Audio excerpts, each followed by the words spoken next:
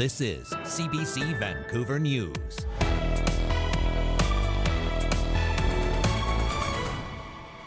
We worried about the future, right? Fraser Valley farmers try to mop up after massive rain across BC. It's a lot of bad memories, lots of stress, anxiety. While memories of catastrophic flooding linger. Plus, a fourth person has now died after that helicopter crash near Terrace. He's been identified as the group's heli-skiing guide. And I think that what you're going to see is that families will have a sense of hope, but also coupled with frustration. a Vancouver man is charged with murder in the killing of a woman in Manitoba almost 17 years later. Good evening, I'm Dan Burritt. Thanks for joining us. It was another wet weekend for most people across southwestern BC as another atmospheric river brought up to 200 millimeters of rain in some areas. It also flooded fields in the Fraser Valley. And as Michelle Gomez shows us, farmers there are bracing for even more damage. You can see that the plant's roots were covered. For blueberry farmer Harry Sidhu, rain in the forecast brings stress. His fields in the Sumas Prairie were submerged in water after heavy rain Saturday, and he says his family farm is still recovering from the catastrophic floods of November 2021. It's a lot of bad memories, lots of stress, anxiety, and a lot of the other producers feel the same way. And he won't be able to tell the damage until the spring. But when fields are submerged underwater, you see some of these fields that were replanted, it starts to cause issues with the roots, impacting that root rot or cane diseases, and these are things that are going to come up in the latter months. It's just the risk of the unknown. Jaswant Dillon's blueberry farm in the Sumas Prairie was also submerged under 2 feet of water Sunday. If a plant die, we can't afford. Dillon just planted new blueberries last year after his crops were destroyed in 2021. He says this weekend brought the worst flooding he's seen since. We worried about the future, right? If rain tomorrow, right? And we flood again. Are you stressed about this coming? Yes, too much. The whole family. Although the Fraser Valley received a break from the rain on Monday, it's expected to return and persist over the next few days. We hope that the impacts are not catastrophic. We are not expecting them to look anything like what we saw in 2021. The River Forecast Center had issued a flood warning for the Sumas River, but downgraded it Sunday as water levels receded. Constantly have this overhang of a flood coming. We're still in that recovery mode. We haven't recovered, and to go through this process again, I don't have the words to explain it. It's very difficult. In the coming days, farmers like Dillon and Sidhu will be anxiously watching the skies. Michelle Gomez, CBC News, Abbotsford. A fourth person has now died after that helicopter crash north of Terrace last week. Northern Escape Heli-Skiing says Lewis Ainsworth, the group's heli-skiing guide, has now died from injuries he sustained in that crash. Ainsworth was also president of the New Zealand Mountain Guides Association. Family and friends shared their grief on social media, and a celebration of life was held for him in Vancouver today. Northern Escape Heli-Skiing also named pilot Mark McGowan, who was killed in the crash. 3 other passengers who survived remain in stable condition. The cause of the crash is still not clear, but the Transportation Safety Board, RCMP, and authorities are involved.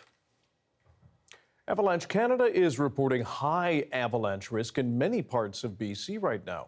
That includes the Sea to Sky corridor, the Duffy Lake area, the north and central coast, and as you can see on the map, much of the BC Rockies. The south coast is expected to see more heavy rain combined with melting mountain snow because of that latest atmospheric river. You are advised not to travel in the alpine of those areas. A Vancouver man has now been arrested and charged in the killing of a Métis woman in Manitoba in 2007. Mounties say advancements in DNA technology helped crack the case. And as Cameron McIntosh reports, it may help solve other cases as well. And we're continually reassessing and reworking files. This time, Manitoba RCMP say it paid off.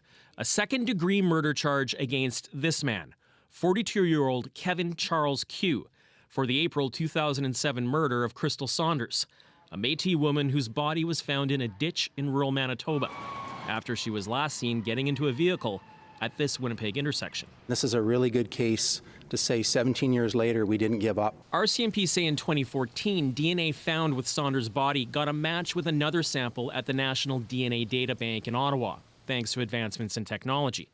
That led them to Q. Some very complex investigative techniques that I can't divulge here right now. They're very sensitive, but that gave us the evidence to put this over the edge. Over the years, Saunders became just another in a long list of cold cases involving Indigenous women, girls, and two-spirited people. That has created tension and mistrust between Indigenous communities and police. Yes, this is good news.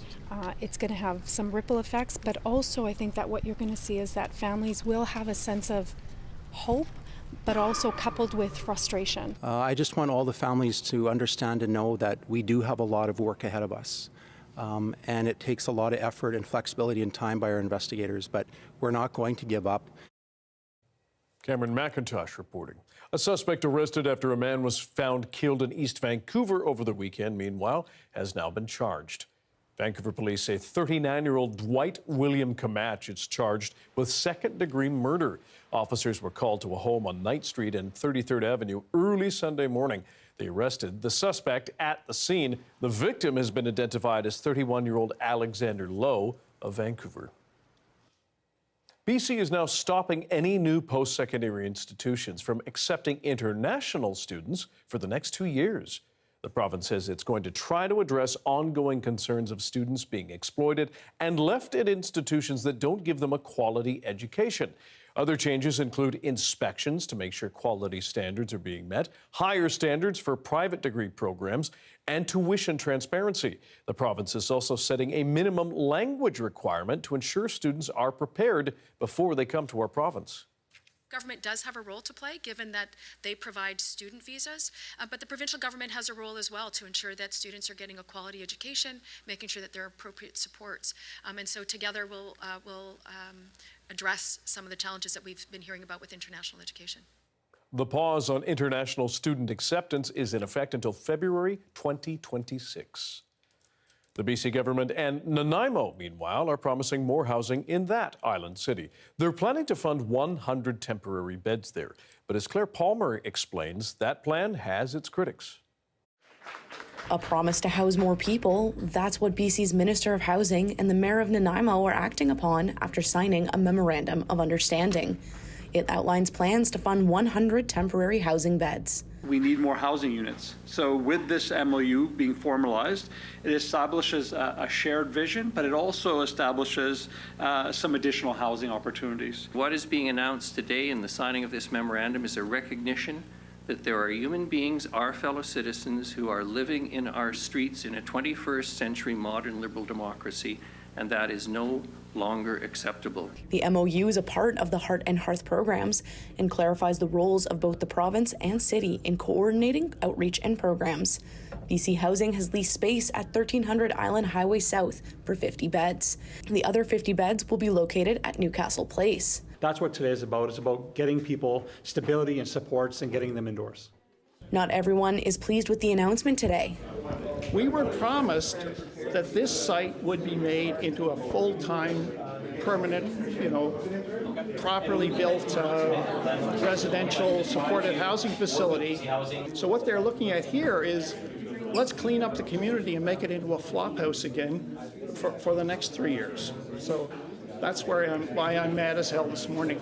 For some, the issue is that it's too little too late and not quite what the community needs. I think it's quite challenging that we continue to be given, these little tid pieces of performative offerings that, again, I just don't see us making a big stamp on what the need is. Mayor Krogh says that the commitment to permanent housing at Newcastle remains, although he says it will take time. Meanwhile, Nanaimo is now the 4th community in BC to sign on to the Heart and Hearth program, behind Prince George, Abbotsford, and Kelowna.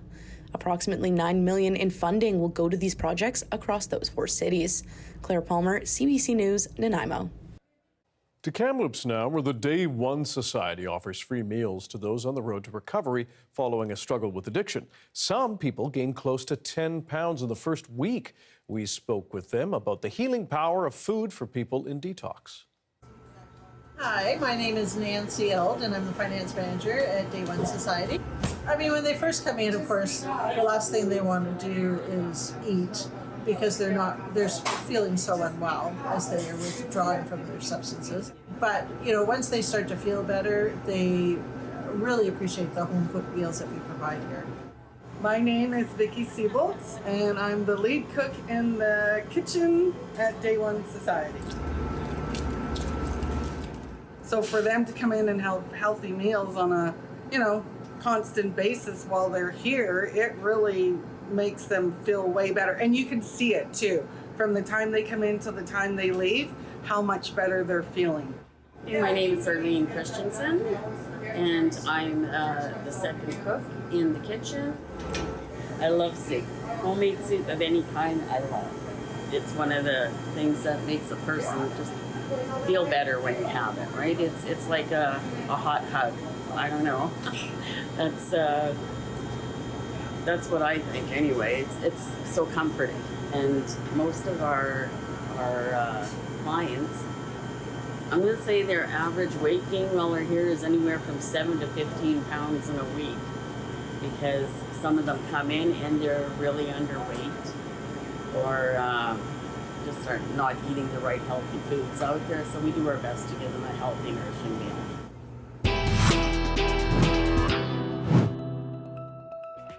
As dry January comes to an end for some people, how are they finding a balance between maintaining good habits and enjoying themselves? After the break, Dr. Melissa Lem has some advice. Stick around.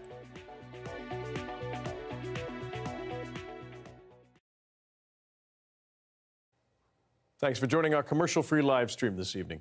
The province is exploring the idea of allowing single stairway apartment buildings under BC's building code. As Claire Palmer explains, it's a move experts say could help make affordable housing easier and faster to build. Single egress buildings like these remove the main hallway that is a part of most conventional North American buildings. Experts say that removing this will help manage cost, and the province is hoping this will help build affordable housing faster.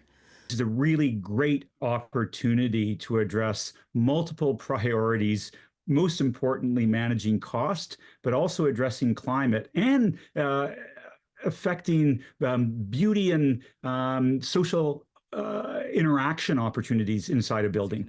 Most apartment building layouts in North America are hotel style, with a central corridor and a fire exit on either side. This requires a large building footprint with multiple lots and makes developments more complex to construct. Yute Lee is a content creator and sits on the board of BC Housing. He says that the hotel-style layout contributes to a shortage of multi-bedroom apartments while favoring one-bedroom and studio units. And this shortage of family-friendly apartments is where I really see the potential of point-access block buildings. The advantage of single-stair buildings, which are allowed in cities like Seattle and New York City, would be smaller projects that are more feasible for multi-resident homes. Some say this design could mean an increased fire risk. However, Boston says that's based on outdated ideas of fire security. So what has not happened is we haven't kept up with all of these iterative improvements in strengthening fire prevention. Now what we are seeing the BC government doing is commendably looking at finally updating the building code to allow a single egress. The request for proposals process will be open to consultants until February 22nd. Claire Palmer, CBC News, Nanaimo.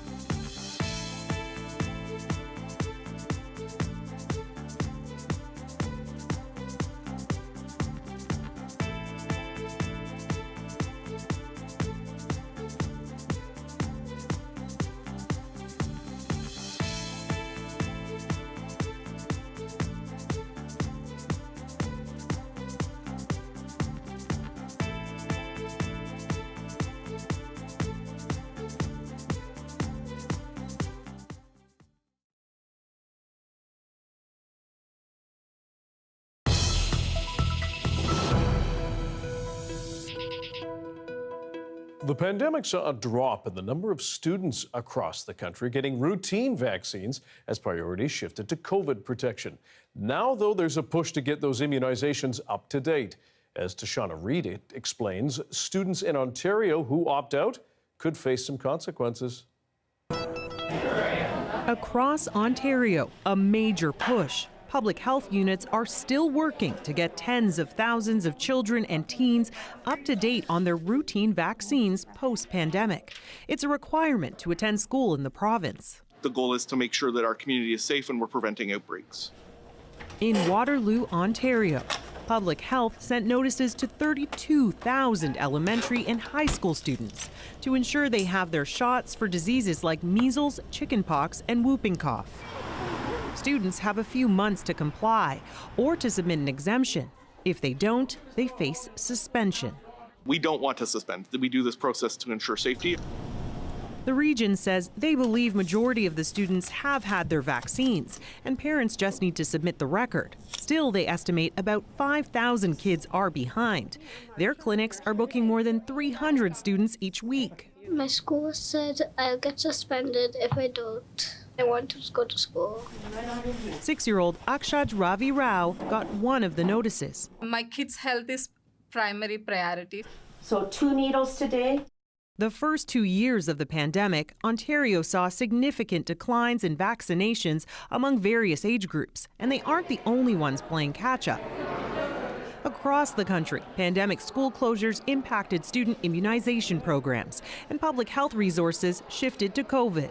HPV vaccine coverage in the first year of the pandemic plummeted to about 5% of kids getting 2 doses of the vaccine instead of what we typically see, which is around 70% of kids. In Alberta, vaccines aren't mandatory to attend school, but like many other regions, are making efforts to get coverage rates back to pre-pandemic levels. What we worry about is that coverage gap getting so large that we can't maintain immunity in the population. Back in Waterloo, there were a few tears. How do you feel?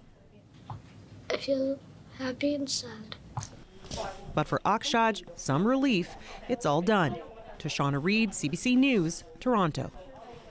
Our health columnist, Dr. Melissa Lem, joins us now. Dr. Lem, thanks for being here. Before we get to talking about booze and dry January and February, what are you noticing with your child patients when it comes to vaccines?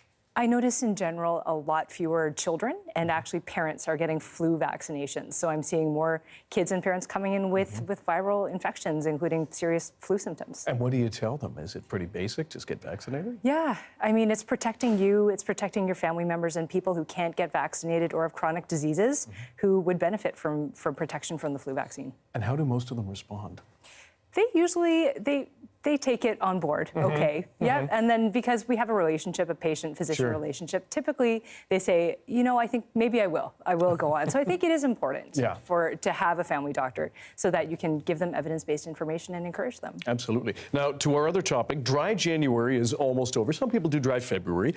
Marks the end of a health-conscious sort of time for a lot of people after perhaps an indulgent December, etc. What do you recommend for people who have not been drinking for, let's say, a month and thinking now maybe I'll indulge again? Well, the very first thing I say to them when they've gone through dry January is I congratulate them because they've just done something that's been really good for their health. Research does show from the UK that if you stop drinking for 1 month, and if you have been a regular drinker, that you lower your blood pressure, you lose weight, you actually have better energy, better sleep, and actually lower your number of cancer-related proteins. And so what I say is hold on to that feeling of better health that you had during that dry January and then carry those healthy habits forward into the rest of the year. How truthful do you think people are when you ask them, perhaps during a screening of a new patient, are you a drinker? How often? What's your gauge of how truthful they're being? Well, there is some stigma around alcohol use. So the research tells us that, in fact, about 50% of men have lied to their doctors about their alcohol use, and about 1/3 of women.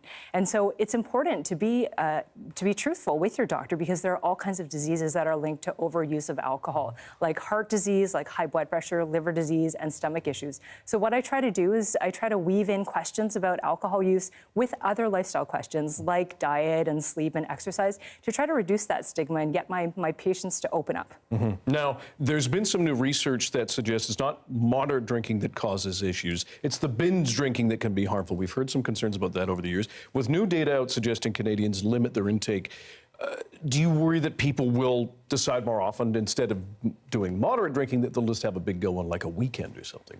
Do you know what's interesting, Dan, is that changes in binge drinking are, in fact, generational. So lower age groups, 54 and under, in fact, are drinking less often and less binge drinking, whereas, in fact, older adults over 54 are either staying steady with that amount or increasing the amount that they drink. And something else interesting is that regular drinking, in fact, does predict binge drinking. So I think, as we see hopefully fewer younger generations drinking, that we'll see the amount of binge drinking drop as well. Dr. Melissa Lim, we really appreciate your time and your expertise, as always. Thanks for coming in. Thank you, Dan. There's a live shot of Cambie Street and BC Place. Yes, get ready for another round of rain across the south coast tomorrow. Darius Madavi will time it out across our great big province in his full forecast next.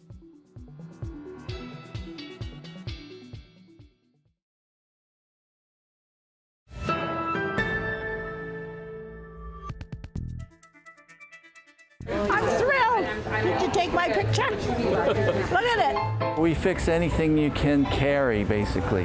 We don't fix fridges or stoves or cars. We have electrical fixers, small appliances. We have clothing menders. We have jewelry fixers, small furniture, bikes, books, and computers. So pretty much anything. Hi, my name's Paul Magder. I'm a retired electronics technologist. I used to work in manufacturing, building electronic test equipment. When I retired, I was looking for something to do, and one of my family members mentioned Repair Cafe. They'd heard about it. So we looked it up online and found out that there's an international network of repair cafes. Downloaded their starting kits, and that was 10 years ago, and from then we just took off. In 2019, just before COVID hit, we had done 125 events that year, and we were almost up to 10,000 items repaired since we started.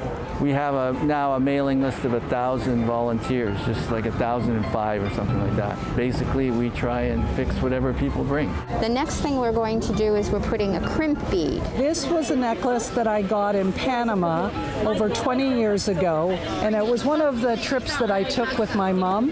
And for the last 20 years, it's been sitting in an envelope when it broke. And I thought, with the Repair Cafe today, to get it fixed and to be able to wear it again instead of just tossing it out to landfill. It's done.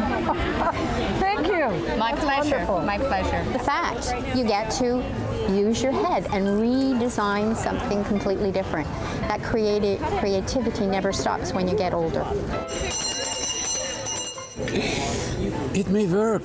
The real motivation is the people. I've made so many new friends. You meet really interesting people, and they're so appreciative, and it's just a really beautiful atmosphere at an event. So that's really what keeps me going. What a success. Thank you so much. Oh, you're welcome.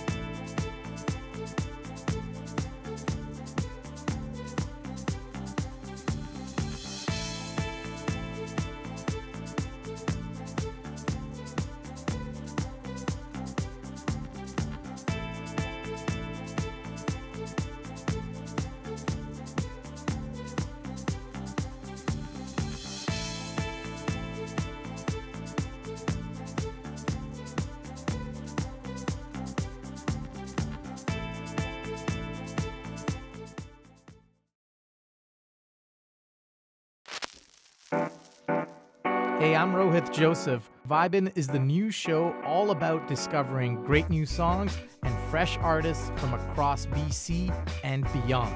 Stream Vibin' on CBC Listen. Hi, I'm Amy Bell, and here's what's in your CBC Vancouver inbox. This is Vancouver Island is the brand new podcast that explores stories of island life. Each week, host Catherine Marlowe looks at the joys and challenges of living on the island. Subscribe on CBC Listen or wherever you get your podcasts.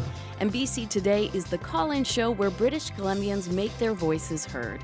And now you can watch it on television, stream it on CBC Gem, and hear it on CBC Radio 1 and CBC Listen.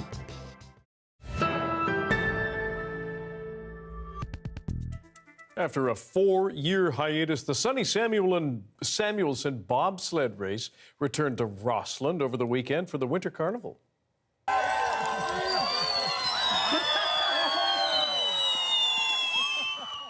Thrill seekers grouped into 4 barreled down the 4-block stretch of their town in the homemade bobsleds.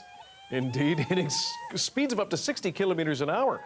Organizers say the race was parked for a few years while they had to look at insurance options and some safety concerns, but now worked out. Some multi-generational sledders were happy to renew the family tradition, including the winning team. My dad and his team built it in 1988 when it got brought back. It took a 20-year hiatus. I think it didn't run for 20 years. It came back in 1988. They built the sled and started running it then. It's been a hard row, but I'm super excited about all the people that helped and contributed to making the track run, because it was slushy, but it got faster and faster. In fact, my team did not win today. This team to the other side did win, and they were running fast. He says people have been running sleds in Rosland for more than a century. And despite the slushy conditions, they still put on a show for close to 1,000 spectators, nearly a third of their community. The weather update is brought to you by Direct Buy Furnace. To cool and clean the air in your home, call Direct Buy Furnace. Installing Train, the most reliable heating and cooling brand.